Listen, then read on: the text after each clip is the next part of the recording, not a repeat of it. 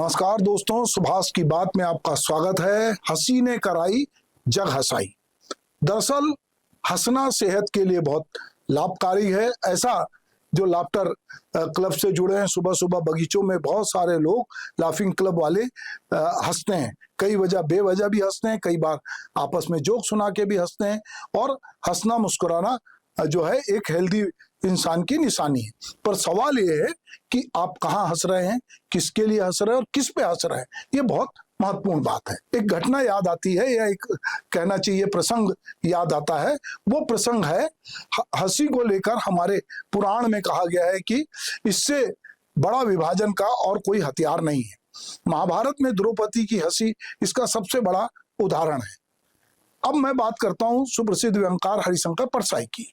वो कहते हैं कि गांव की पगडंडियों पे, खेतों पर अगर कोई स्त्री, शहरी स्त्री जो कि बेल बॉटम पहनी है, गागल लगाई है, टाइट कपड़े पहनी है और बहुत सारा बेग वेग लाद के हाई हील की सैंडल पहन के चलती है और वो लड़खड़ा के गिरती है या लड़खड़ाती है और उस पर यदि बच्चे और कुछ लोग हंसते हैं, तो ये जो है एक व्यंग्यात्मक हंसी है जो विसंगति पे हंसी हो रही है।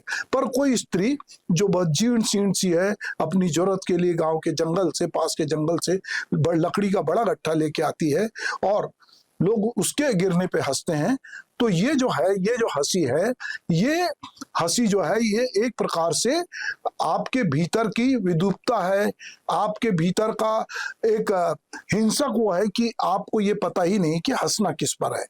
तो विसंगति पे हंसना और इस तरह की स्थितियों पे हंसना अंतर होता है। मैं ये बात क्यों कह रहा हूं? क्योंकि अभी 3 पुलिस अफसर एक रेप केस के सिलसिले में जब जानकारी दे रहे थे और उनका फोटो वायरल हुआ, वीडियो वायरल हुआ और वो हंसते हुए देखे गए। चूंकि वहां मामला रेप का था और मुख्यमंत्री ने जो है, अभी नए बने जो फिल्म एक्टर से मुख्यमंत्री बने हैं तमिलनाडु के, उन्होंने उन तीनों अफसरों को सस्पेंड भी किया और ये बताने की कोशिश की है कि इस तरह की हंसी बर्दाश्त नहीं की जाएगी। हंसी को लेकर सबसे महत्वपूर्ण बात यह है कि व्यक्ति को कब हंसना चाहिए, कहाँ हंसना चाहिए, इस बात की यदि उसे जानकारी और समझ नहीं है तो उस व्यक्ति की समझ, शिक्षा और संस्कार और ना जाने किन किन चीजों पर लोग उंगली उठा सकते हैं। या लोगों की जल्दबाजी जरूर हो सकती है, लेकिन यह उस पर व्यक्ति की भी गलती होती है जो लोगों को ऐसे अवसर देते हैं। क्योंकि भीड़ की कोई शक्ल नहीं होती, भीड़ की प्रतिक्रिया देने में बहुत लोग जल्दबाजी भी करते हैं, लेकिन संबंधित व्यक्ति को अपनी प्रतिक्रिया पर काबू रखना जरूरी है। आप किस मंच पे बैठे हैं, आप किस तरह से पेश आ रहे हैं, ये बहुत महत्वपूर्ण बात है। यह बात इसलिए भी आज जरूरी लगी कि तमिलनाडु के कोयम्बटूर में 10 साल की बच्ची से दुष्कर्म वह भी हत्या के जघन्य केस में पुलिस अधिकारी और मंत्री की मुस्कान पर विवाद हो गया।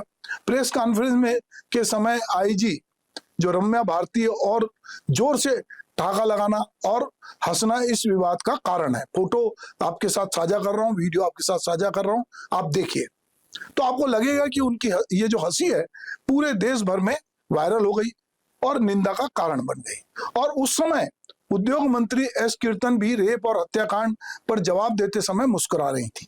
यह राष्ट्रीय शर्म की बात है। सबसे अचरज की बात तो यह है कि एक मासूम बच्ची के रेप और हत्याकांड पे जवाब देने आए कि जो बड़ी पुलिस अधिकारी और मंत्री जो एक स्त्री है, उनकी यह हरकत गैर जिम्मेदाराना, शर्मनाक और लगभग जो मामूली जो उनको लग रहा था ये बात, इसलिए कि इतने बड़े पदों पे बैठे लोग जो गंभीरता और संवेदना की उनसे अपेक्षा की जाती है, अगर लोग इसको नहीं समझ रहे हैं, वैसे भी लोग पुलिस को की संवेदनशीलता और क्रूरता से उसको हमेशा जोड़ते हैं कि पुलिस के लिए यह स्वाभाविक है। लेकिन इसी जगह बहुत सारे प्रश्न भी उठ रहे हैं। एक पुलिस अधिकारी जो आईजी रैंक की है, वह निश्चित रूप से बहुत पढ़ी लिखी होंगी और उसे अनेक तरह के प्रशिक्षण से गुजरना पड़ा होगा। उनको मसूरी में प्रशिक्षण होता है, फिर उनका हैदराबाद में प्रशिक्षण होता है और समय समय पर बहुत सारे रिफ्रेशर कोर्स भी होते हैं। इस पूरी अवधि में प्रशिक्षण में, चूंकि मैं खुद एक प्रशिक्षण से जुड़ा हुआ, मैं भी एकेडमी में जाके अधिकारियों को प्रशिक्षण देता हूं, तो हम उनको ये भी बताते हैं कि उनकी बॉडी लैंग्वेज क्या होनी चाहिए, उनकी वेशभूषा कैसी होनी चाहिए, उनको पब्लिक से बात करते समय किस तरह से पेश आना चाहिए, प्रेस से बात करते समय किस तरह से पेश आना चाहिए। तो वहां पर भी संवेदना का पाठ पढ़ाया जाता है, सामान्य शिष्टाचार भी सिखाया जाता है, और उनको यह भी बताया जाता है कि आपको लोगों से किस तरह बात करना, अपने सीनियर से किस तरह बात करना है, किसी गंभीर मुद्दे पे किस तरह बात करना है। पर ये तमाम प्रशिक्षण के बावजूद यदि इस तरह की घटना होती तो थोड़ी हमको चौंकना जरूर है। सुप्रीम कोर्ट के न्यायाधीश महोदय, हम तो ये अफसरों की बात कर रहे हैं, उन्होंने जो हाल ही में युवा पीढ़ी के बारे में काकरोच और पैरासाइट जैसे शब्द का इस्तेमाल किया, जिससे एक पूरा आंदोलन जो है काकरोच जनता पार्टी बन गई, तो ये भी एक बात समझने की। ये सारी बातें, सारी असावधानी और यदि कहें तो एक किस्म की कथित दंभ भरी बातें अभी पिछले दशक से सबसे ज्यादा सामने आ रही, और वह भी देश के सबसे ज्यादा गंभीर माने जाने वाले और जिम्मेदार माने जाने वाले तबके से आई। क्यों? लोगों के बीच कई तरह की बातें हैं। लोग इसे उन अधिकारियों के संस्कार और शिक्षा से जोड़कर देखते हैं, जो कि गलत है। संस्कार के लिए परिवार को दोष देना गलत है। कौन परिवार चाहेगा कि उसका बच्चा अगंभीर, असंवेदनशील, घमंडी और गलत बोलने वाला हो? आईजी के पद पे बैठी स्त्री के घमंड से जोड़कर उसको तो नहीं देखा जा सकता। ऐसे पद पर अनेक लोग रहे, लेकिन ऐसी अगंभीर और कथित अस्वाभाविक हरकत किसी ने की हो, शायद ही ऐसे दृष्टांत कम मिलते हैं। फिर भी होंगे बहुत सारे दृष्टांत। दरअसल इतने बड़े पदों पर रहने वाले लोगों का प्रशिक्षण जो बहुत गंभीर और जिम्मेदारी से होना चाहिए, और जो होता भी है, कहीं ना कहीं उसमें कमी है, या लोग उस प्रशिक्षण से कुछ सीखना नहीं चाहते।